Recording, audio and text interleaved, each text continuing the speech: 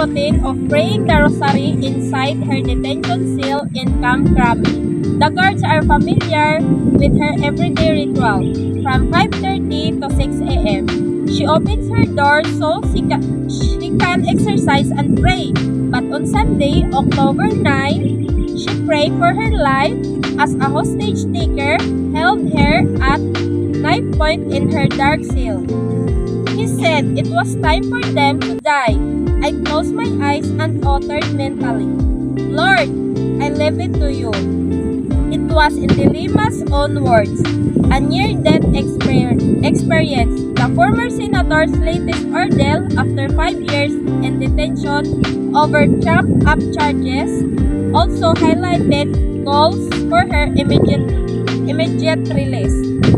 In her sworn statement, the Lima 63 recounted how the incident began at around 6:40 a.m. on Sunday when she was praying the rosary in her detention cell. While praying, a man suddenly barged into the room with an ice pick or a screwdriver. He pointed at her chest. The Lima said his eyes were glaring and he was catching his breath. The man turned out to be a fellow detainee at the PNP Custodial Center, Feliciano Sulayaw Jr. At the time, Sulayaw and two others linked to extremist groups, Edang Susukan and Arnel Cabintoy, had attempted to escape. Susukan and Cabintoy were killed in their attempt to flee the detention facility. Left alone, Sulayaw perpetrated the hostage-taking incident in what the Lima described as a desperate attempt to make known their grievances to the public. The Lima recalled Sulayaw saying, Ma'am, my two companions are dead, so you need to come with me because they're going to kill me too. She then recalled the hostage taker tying her hands behind her back and dragging her outside to the gate of the compound. According to the Lima, a guard noticed Sulayaw keeping her in a chokehold with a sharp object pointed at her chest.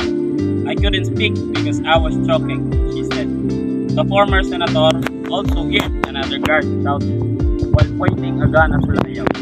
Once Sulayaw saw that the main outer maximum security gate had been locked, the Lima said he dragged her back to her cell. He said, he dragged me into my room again and I fell to the ground because he pushed me hard. When we were inside, he tied my feet and blindfolded me.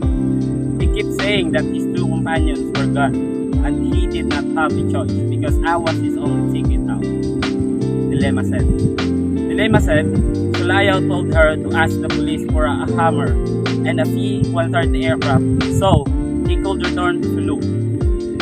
He also asked for a cell phone, and when she said she didn't have one, Sulayaw became more frantic and agitated and asked for a media presence. The Lima shouted for the police to come to the cell. She heard the fellow detainees relaying her messages to the police. She asked Sulayaw if they could go outside because she had difficulty breathing and felt pain in her chest because she held the sharp object tightly against it. Sulayaw denied her request, saying there were snipers outside. The Lima instead appealed that he does not hold the knife too tightly against her skin. Still, he made continuous threats against her life.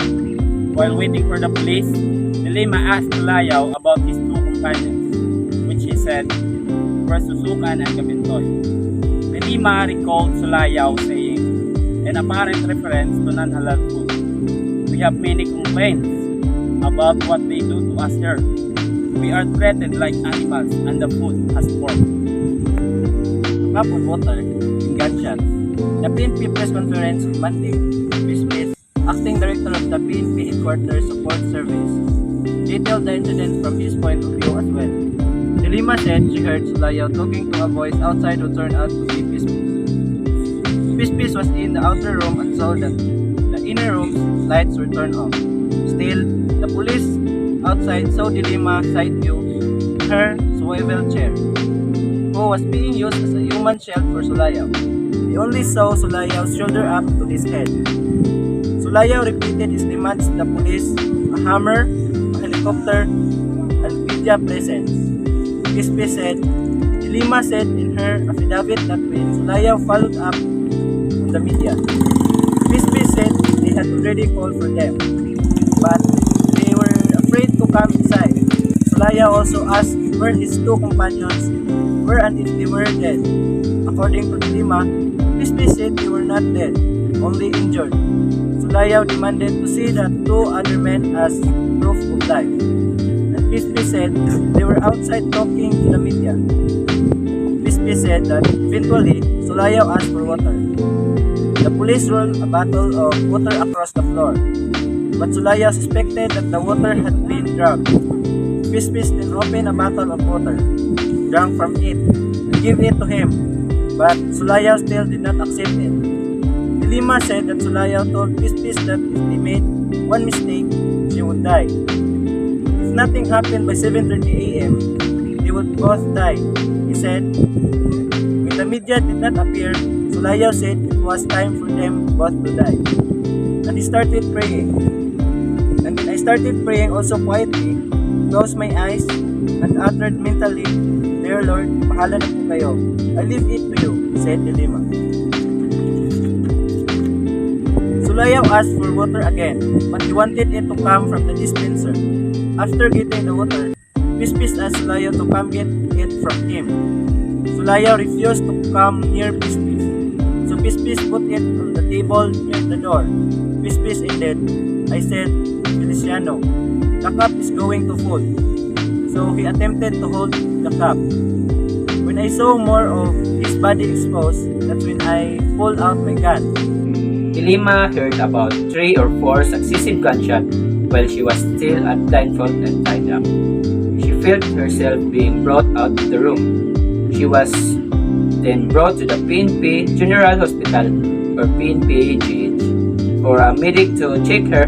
That when she learned that Sulayaw and his 2 companions were killed, if not for the timely intervention of the PNP security force, I don't think I would have come out alive, since the hostage taker was already determined to die and take me with him, said Leila in a statement on Sunday.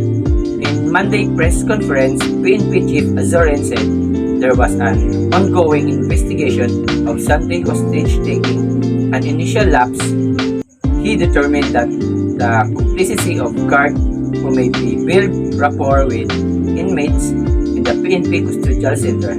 Chief Azoren said that Lima was okay as of Monday morning as she continued to be monitored by PNP GH. She is set to move to a different detention facilities in Krame. Lima survived in the incident with a lingering pain in her chest where the sharp object was pressed and a renewed appreciation for life. Thank you for all your prayers. Most of all, I thank the Lord for being by my side during those terrible moments and for saving my life today.